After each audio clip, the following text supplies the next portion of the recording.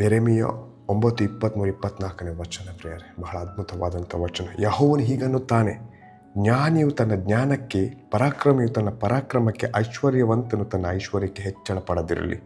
ಹೆಚ್ಚಳ ಪಡುವವನು ತಾನು ನನ್ನನ್ನು ತಿಳಿದು ನಾನು ಲೋಕದಲ್ಲಿ ಪ್ರೀತಿ, ನೀತಿ, ನ್ಯಾಯಗಳನ್ನು ತೋರ್ಪಡಿಸುವ ಯೆಹೋವನಾಗಿರುವೆನೆಂದು ಗ್ರಹಿಸಿಕೊಂಡಿದ್ದೇನೆಂಬುದಕ್ಕೆ ಹೆಚ್ಚಳ ಪಡಲಿ. ಹಾಲೆಲೂಯ. ಪ್ರೀತಿ, ನೀತಿ, ನ್ಯಾಯಗಳೇ ನನಗೆ ಆನಂದವೆಂದು ಯೆಹೋವನನ್ನುತ್ತಾನೆ. ಆಮೆನ್. ಎಂಥ ಅದ್ಭುತ ವಾಕ್ಯ. ಇಲ್ಲಿ ದೇವರು ಹೇಳ್ತಾರೆ, ನನ್ನನ್ನು ತಿಳಿದುಕೊಂಡಿದ್ದೇನೆಂದು ಹೆಚ್ಚಳ ಪಡೀರಿ ಎಂಬುದಾಗಿ. ಹಾಲೆಲೂಯ. ಜ್ಞಾನಕ್ಕಾಗಿ ಹೆಚ್ಚಳ ಪಡುವುದಲ್ಲ, ಪರಾಕ್ರಮಕ್ಕಾಗಿ ಹೆಚ್ಚಳ ಪಡುವುದಲ್ಲ, ಐಶ್ವರ್ಯಕ್ಕಾಗಿ ಹೆಚ್ಚಳ ಪಡುವುದಲ್ಲ. ಅದೆಲ್ಲ ಒಂದು ಕಾಲ ನಶಿಸಿ ಹೋಗ್ತದೆ. ಆದರೆ ದೇವರನ್ನು ತಿಳಿದುಕೊಂಡಿದ್ದೇನೆ, ನಾನು ಯೆಹೋವನನ್ನು ತಿಳಿದುಕೊಂಡಿದ್ದೇನೆ, ನಾನು ಯೇಸು ಕ್ರಿಸ್ತನನ್ನು ಅರಿತುಕೊಂಡಿದ್ದೇನೆ, ತಿಳಿದುಕೊಂಡಿದ್ದೇನೆ ಎಂಬುದಾಗಿ ನಾವು ಇವತ್ತು ಹೆಚ್ಚಳ ಪಡಬೇಕಾಗಿದೆ ಪ್ರಿಯರೇ. ಕೊನೆಯವರೆಗೂ ಕೂಡ ನಮ್ಮೊಂದಿಗಿರುವಂಥ ಆ ದೈವ ಪ್ರೀತಿ. ಹಲ್ಲೆಲೂಯ.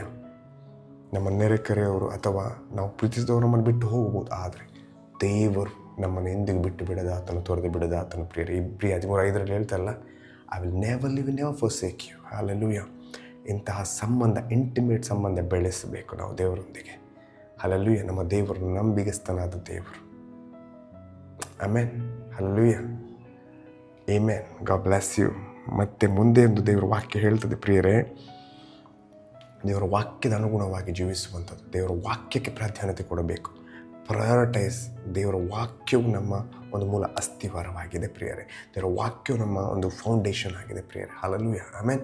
ಇದಕ್ಕೆ ನಾವು ನಮ್ಮ ಮೊದಲ ಪ್ರಾಧಾನ್ಯತೆ ಕೊಡುವಂಥದ್ದು.